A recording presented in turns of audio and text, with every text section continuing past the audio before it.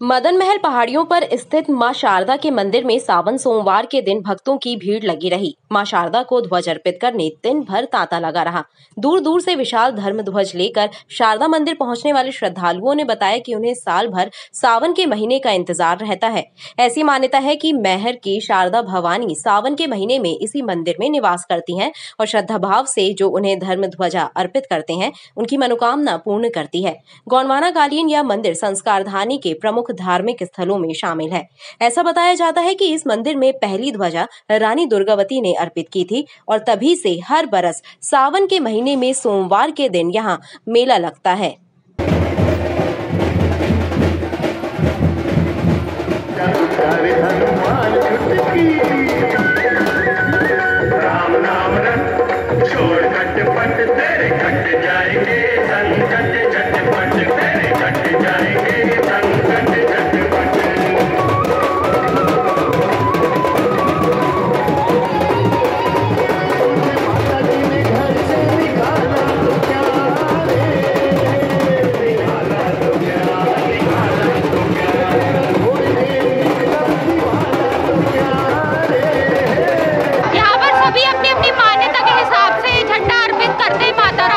हम लोग भी विगत 5 वर्षों से लगातार आ रहे हैं माता रानी के लिए झंडा लेकर। माना जाता है कि शारदा माता मैहर वाली जो है 1 महीने के लिए यहाँ निवास करने आती है।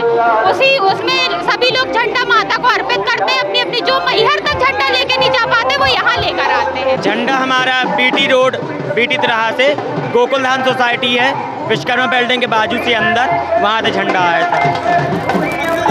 हाँ, हर साल प्रति वर्ष का नियम है कि हम लोग मंदिर आते हैं और मंदिर में माँ शारदा रानी को झंडा चढ़ाते हैं। आज सावन का सोमवार है। हम लोग को प्रति वर्ष 5 साल हो गया आते हुए। आज का माहौल बहुत अच्छा। हम लोग हर साल माँ शारदा को झंडा चढ़ाते हुए उनको अर्पित करते हैं।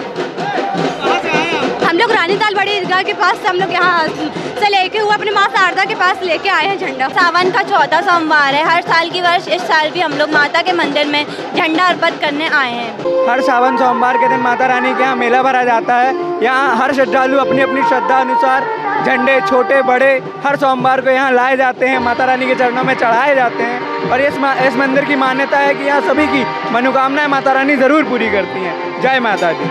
मंदिर समिति के सदस्यों की माने तो तमाम पौराणिक मान्यताएं लिए यह मंदिर वर्षों से लोगों की आस्था का केंद्र बना हुआ है। यहाँ आने वालों की मनोकामना जब पूर्ण होती है तो वह अगले बरस ध्वज अर्पित करने जरूर आते हैं। सबसे प्रथम ध्वजा रानी दुर्गावती ने यहाँ चढ़ाई रही। यहाँ पर जब दानव का प्रकोप हुआ था, सूखा पड़ा था, दानव यहाँ पर पूरा पानी पी गया था। जब माता रानी ने रानी दुर्गावती को सपने में दर्शन दिए थे और उन्हें बोला था सावन माह चल रहा है और तू मेरी यहाँ स्थापना करा और सावन में ध्वजा चढ़ा तो यहाँ सब कुछ ठीक हो जाएगा। प्रथम सोमवार के दिन रानी दुर्गावती ने यहाँ पर ध्वजा चढ़ाई और उसके बाद यहाँ पर बहुत बारिश हुई जिससे हर जगह चारों तरफ हरियाली हो गई और यहाँ पर ध्वजा का कार्यक्रम जभी से चला आ रहा है और जभी से यहाँ पर मेला चला आ रहा है। जबलपुर के हर एक कोने से यहाँ पर विशाल ध्वजा आती हैं, लाखों की तादाद में भीड़ आती है। मूर्ति की स्थापना रानी दुर्गावती द्वारा हुई थी करीब 550 से 600 साल पहले। सावन के महीने मदन महल की पहाड़ी और यह पूरा इलाका मां शारदा के जयकारों से गुंजायमान रहता है।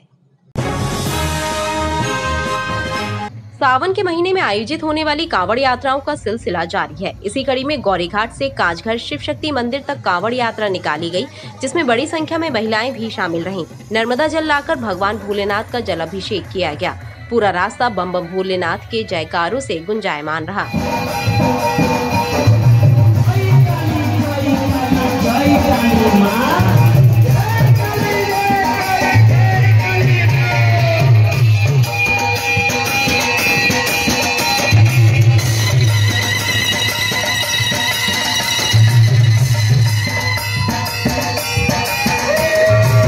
शिव शक्ति मंदिर अखाड़ा समिति के द्वारा एक विशाल कांवड़ यात्रा जो गौरीघाट से काजघर चौक शिव मंदिर तक रवाना हुई है, जिसमें अधिकांश महिलाओं की भागीदारी थी।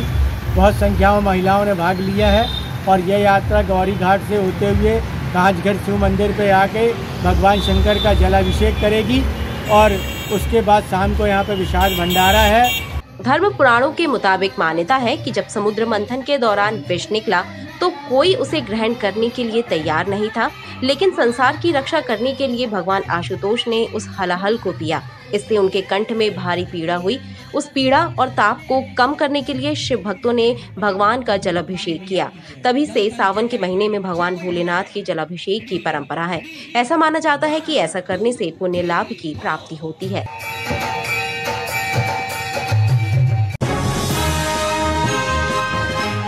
देवाधिदेव महादेव को प्रिय सावन मास के चौथे सोमवार को भी शिवालयों में भक्ति भाव से भोलेनाथ का पूजन किया गया। शहर के प्राचीन एवं सिद्ध शिव मंदिरों में शुमार स्वयंभू गुप्तेश्वर महादेव मंदिर में भी विधिवत पूजा की गई और खास बात यह है कि इस मंदिर से भक्तों की गहरी आस्था जुड़ी है। श्रद्धालुओं का कहना है कि यहाँ पर मांगी गई मुरादें भगवान पूरी करते हैं और यही वजह है कि सावन माह के अलावा भी रोजाना यहाँ भक्तों की भीड़ लगी रहती है। गुप्तेश्वर मंदिर में श्रद्धालुओं की अत्यंत ज़्यादा भीड़ है। यह आज तीसरा सोमवार है। प्रतिवर्ष यहाँ पर अभिषेक, शिवार्चन इत्यादि के लिए भक्तों की भीड़ उमड़ी रहती है। हर हर महादेव, जय भोले बाबा की। जैसे कि आप देख रहे हैं, हम अपने गुप्तेश्वर महादेव मंदिर सिटी नगर में निवासी हैं और यहाँ पे डेली मंदिर आते हैं। ये जैसा कि आप सभी लोग जानते हैं, बहुत चमत्कारी मंदिर है और बहुत ही प्राचीन मंदिर है। गुप्तेश्वर महादेव मंदिर के बारे में बताया जाता है कि यहाँ पर भगवान श्री राम आए थे और उनके द्वारा ही शिवलिंग की स्थापना की गई थी। लिहाजा इस मंदिर का महत्व और भी बढ़ गया, जिसके बाद ये मंदिर श्रद्धालुओं की धार्मिक आस्था का केंद्र बन गया है। हर घर तिरंगा अभियान के तहत सोमवार को कैंट विधानसभा क्षेत्र में विशाल तिरंगा यात्रा निकाली गई। इसे जबलपुर इंजीनियरिंग कॉलेज तक निकाली गई तिरंगा यात्रा को लेकर लोगों में गजब का उत्साह दिखाई दिया। हर आयु वर्ग के लोग इसमें उत्साह के साथ शामिल हुए। इनमें जनप्रतिनिधियों के साथ ही स्कूली छात्राएं एवं क्षेत्रीय जन शामिल रहे। तिरंगा यात्रा का जगह जगह स्वागत भी हुआ।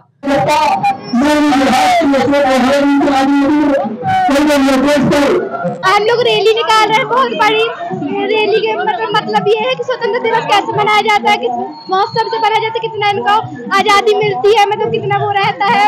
इससे हमें प्राउड फील होता है कि स्वतंत्रता दिवस में रैली निकाली जाती है। गौरतलब है कि आजादी के महोत्सव के तहत केंद्र एवं राज्य शासन के निर्देश पर जिला प्रशासन द्वारा हर घर तिरंगा अभियान शुरू किया गया है, जिसके तहत जगह जगह तिरंगा यात्रा निकालकर लोगों को अपने घरों में राष्ट्रीय ध्वज लगाने के लिए प्रेरित किया जा रहा है।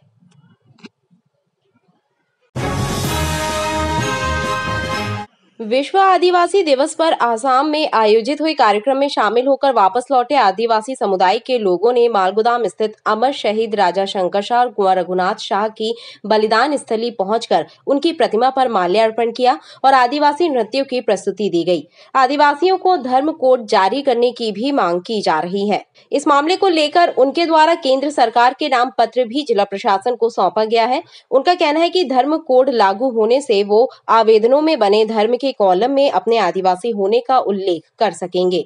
सुप्रीम कोर्ट में स्पष्ट कहा गया है कि आदिवासी अर्थात आदिवासी हिंदू नहीं है, तो क्या है सरकार बताए। हमारी लड़ाई है कि हमारी धर्म कोड, हमारा भी एक कॉलम मिले, आदिवासियों का एक कॉलम मिले और उस कॉलम में हमें जो भी धर्म कोड, जैसे सरना की मांग, सरना हमारे जो झारखंड के भाई लोग सरना वाले मांग रहे हैं, या उड़ीसा से भी हैं, राजस्थान से भी, गुजरात, सब लोग अपने अपने हिस्से, सब लोगों ने एक ही निर्णय लिया कि जो भी हमें एक कॉलम मिले या फिर 07 मिल जाए तब भी हम संतुष्ट रहेंगे।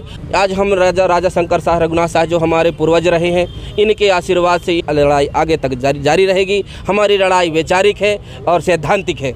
आज हम लोग असम से वापस हुए हैं और रघुनाथ शंकर शाह जी के मूर्ति में माल्य अर्पण किए।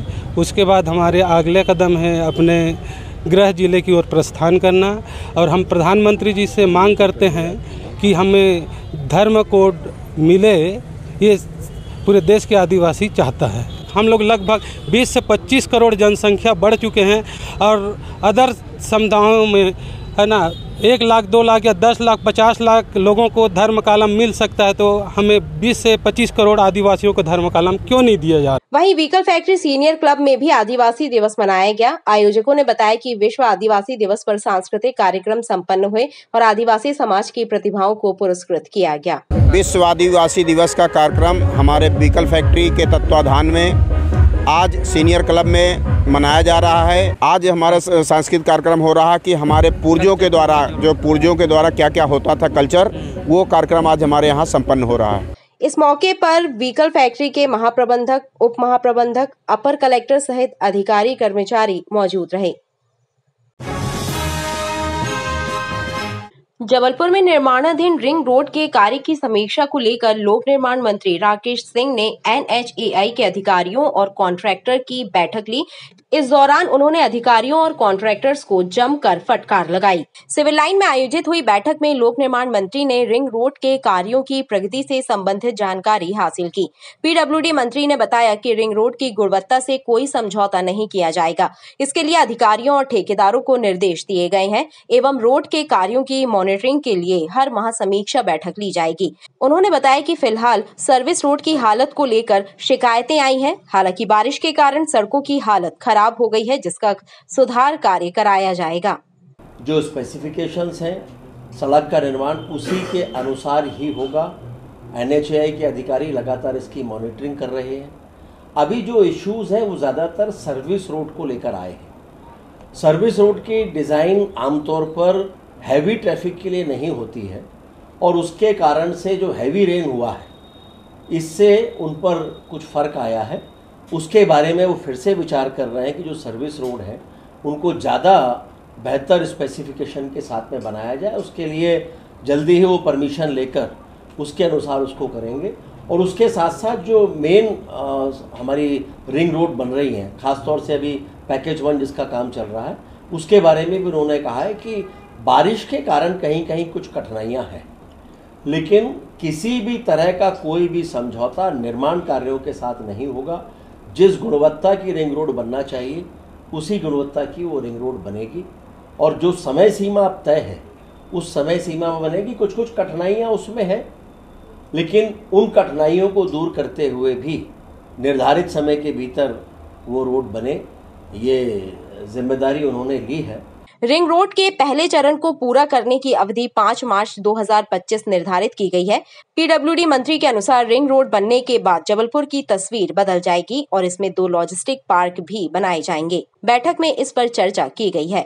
5 मार्च 2025 तक का पैकेज 1 के लिए ही समय है कि उस समय तक वो रोड बनने वाली है और उसके जो अलग अलग चरण हैं, अलग अलग फेसेस हैं, उन फेसेस के अनुसार उसमें काम होगा।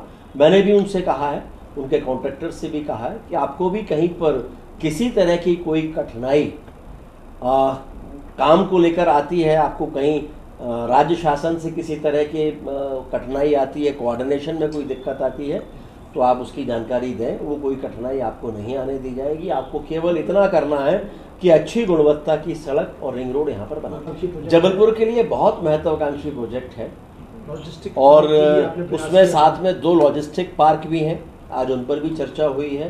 बैठक में लोक निर्माण मंत्री ने अधिकारियों को निर्देश दिए हैं कि रिंग रोड के निर्माण में लापरवाही ना हो, इसके लिए विशेष ध्यान रखा जाए। वाणिज्य विभाग जबलपुर, रेल मंडल एवं अखिल भारतीय पर्यावरण एवं ग्रामीण विकास संस्थान के द्वारा जबलपुर स्टेशन के सफाई मित्रों को सम्मानित किया गया।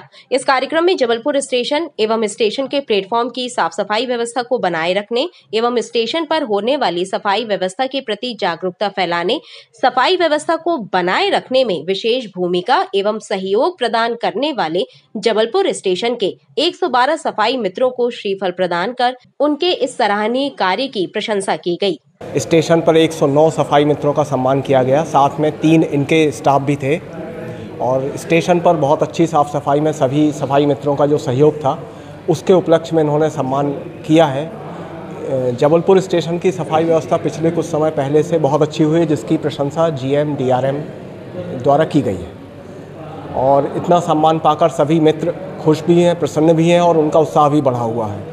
डिवीज़न के अंदर 5 रेलवे स्टेशन का मेंटेनेंस का काम हमारे जिम्मे है। हम तो काफ़ी समय से बेहतर साफ़ सफाई रखते आए हैं, लेकिन कुछ दिनों से हमारे साथ अन्य कुछ मित्र संस्था भी जुड़ गए हैं जिनकी कार्य काफ़ी सराहनीय है, जो हमारे द्वारा सम्मानित किया गया है, क्योंकि ये बेहतर कार्य की वजह से जितने भी वर्कर्स हैं इसमें कार्य में लगे हुए हैं, उन्हीं के सहयोग से ये बेहतर परफॉर्मेंस दे पाए।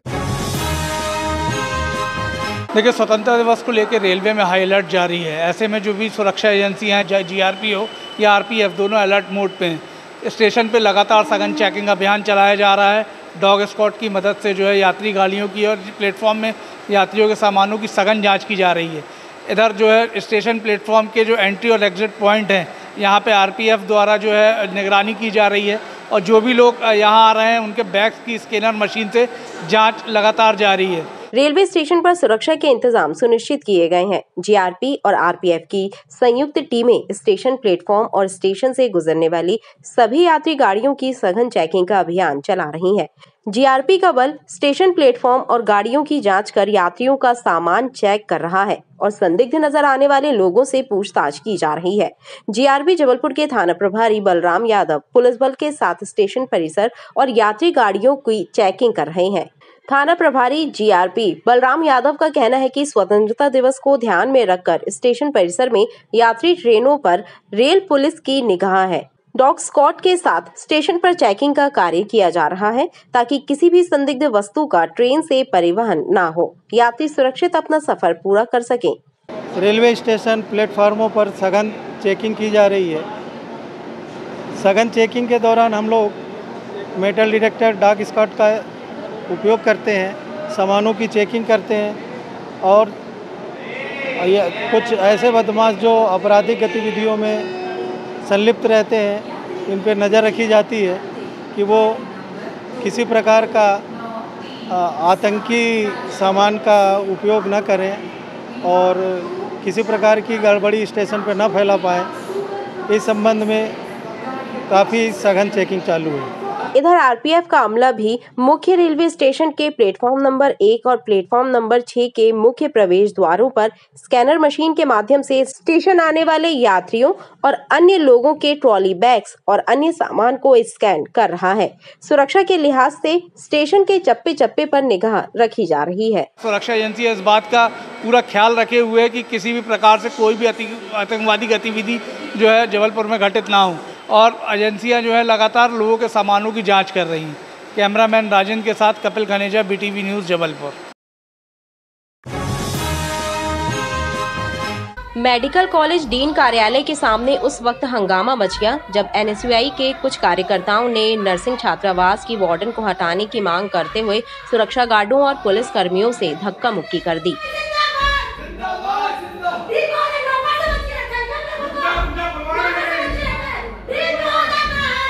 विगत कुछ दिनों से लगातार हम ज्वाला चौकीकर और आशीष खिलाफ के विरुद्ध कार्रवाई करने की मांग कर रहे थे।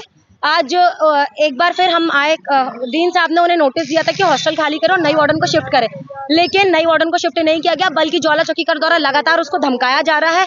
नई वार्डन को धमकाने की बार बार साजिशें रची जा रही है और ज्वाला चौकीकर हॉस्टल खाली ना करने के ऊपर दबाव बना रही है, डीन के ऊपर, सुप्रिटेंडेंट के ऊपर और सबके ऊपर। और आशीष लाल जो कि गलत कामों करते हुए कई बार यहाँ पाया गया है, उसके विरुद्ध कोई कार्रवाई डीन नहीं कर रहे हैं।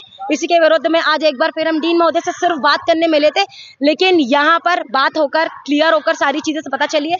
डीन साहब ने हमसे समय मांगा है कि हम समय पूर्वक आपकी बात मानेंगे और आपके ऊपर आपकी बातें करेंगे।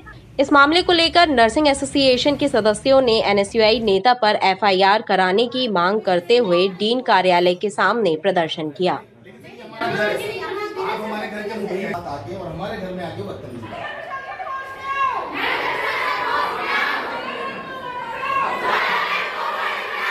डीन महोदय जी के द्वारा एफआईआर नहीं की जाती है देविका पटेल के लिए, तो हम विरोध प्रदर्शन आज तो हमने कम किया है, इससे ज़्यादा विरोध करेंगे हम उसका। मामला हमारा पारिवारिक मामला है, हम नहीं चाहते कि कोई बाहरी संगठन आ करके इस तरह से कृत्य करे।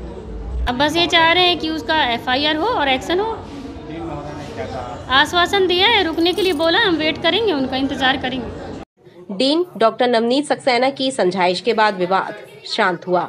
हाँ, तो उसको हम अगर वार्निंग देंगे नहीं होगा तो फिर कुछ और पुलिस को बोला, अभी पुलिस को बुलाया था उस दिन, हमने नहीं होगा तो पुलिस को बताएंगे फिर कि ये सब जो हमारे यहाँ के सब ये जो हंगामा होता है, ये होता है, उसके लिए भी जो भी जितना भी होगा प्रशासन से मदद लेंगे। उसकी मांग ये करी कि उन्होंने NSUA वाले ना आए, है ना। तो अब देखते हैं, उसके लिए हमने प्रशासन से बात करते हैं, कमिश्नर से बात करते हैं, कलेक्टर से बात करते हैं कि ऐसा ऐसा है, पुलिस TI से बात करते हैं क्या करना है इसमें, और जो भी होगा वो भी करेंगे, आगे से ना हो ऐसा। नर्सिंग हॉस्टल की वार्डन को लेकर मचा विवाद मेडिकल कॉलेज में चर्चा का विषय बना हुआ है। जबलपुर के एक व्यक्ति से वाहन बेचने के नाम पर 12 लाख रुपए हड़प करने का मामला सामने आया है। इस मामले में हनुमानताल पुलिस ने मोमिनपुरा नागपुर के रहने वाले काशिफ खान के विरुद्ध धारा 406 के तहत मामला दर्ज किया है। हनुमानताल पुलिस ने जानकारी देते हुए बताया कि अजीजगंज पसियाना निवासी लुकमान खान ने लिखित शिकायत दर्ज कराई थी कि नागपुर निवासी काशिफ खान ने उसे श्रीराम कंपनी के ऑक्शन में 2 महिंद्रा थार गाड़ियों की फोटो दिखाई थी। बाद में इन गाड़ियों का 14 लाख रुपए में सौदा तय हुआ था, जिसके बाद उसने काशिफ को 2,30,000 रुपए नगद दिए और 9,70,000 रुपए खाते में ट्रांसफर किए। बाकी शेष रकम गाड़ी की डिलीवरी पर देना तय हुआ था, लेकिन रुपए लेने के बाद भी काशिफ द्वारा उसे वाहनों की सुपुर्दगी नहीं की गई और 12 लाख रुपए हड़प कर लिए गए। शिकायत के आधार पर पुलिस ने प्रकरण दर्ज किया है। एक लुकमान खान नाम के व्यक्ति हैं जिनसे कुछ वर्ष पहले काशिफ खान निवासी मुंबई नाम का व्यक्ति है, जिसने थार गाड़ी बेचने के नाम पे 12 लाख रुपए का ऑनलाइन ट्रांजैक्शन कराया था। उनमें से कुछ समय से वो इनको मूर्ख बना रहा था कि हम आपका पैसा वापस कर देंगे। तो इस संबंध में धारा 406 के तहत प्रकरण पंजीबद्ध किया गया है और आरोपियों की तलाश हेतु टीम भेजी गई है। पुलिस ने प्रकरण दर्ज कर मामले की विवेचना शुरू कर दी है। पुलिस की टीम जल्द ही आरोपी की गिरफ्तारी के लिए नागपुर जाएगी। गोरखपुर थाना अंतर्गत कृपाल चौक के पास रहने वाली अनामिका नामक एक शादीशुदा महिला की संदिग्ध परिस्थितियों में अपने घर में मौत हो गई। महिला की मौत की जानकारी मिलने के बाद उनके मायके पक्ष के लोग मौके पर पहुंच गए और उन्होंने महिला की मौत को संदेहास्पद बताते हुए गोरखपुर थाने को महिला की मौत की सूचना दी, जिसके बाद गोरखपुर पुलिस का अमला मौके पर पहुंच गया और पुलिस ने पंचनामा करने के बाद मृतिका अनामिका के शव को पोस्टमार्टम के लिए भेजा है।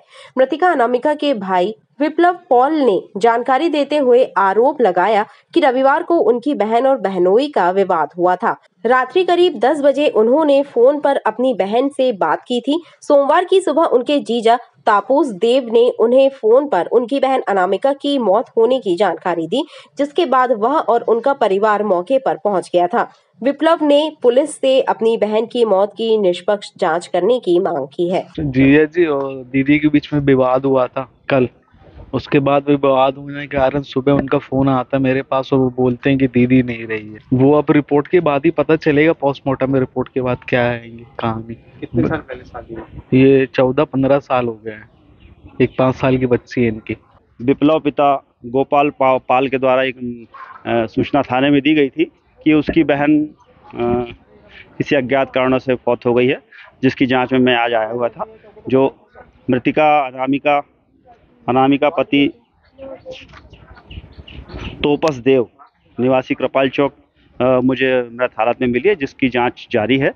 वर्तमान में उनकी डेड बॉडी को PM हेतु मेडिकल कॉलेज भेजा जा रहा है।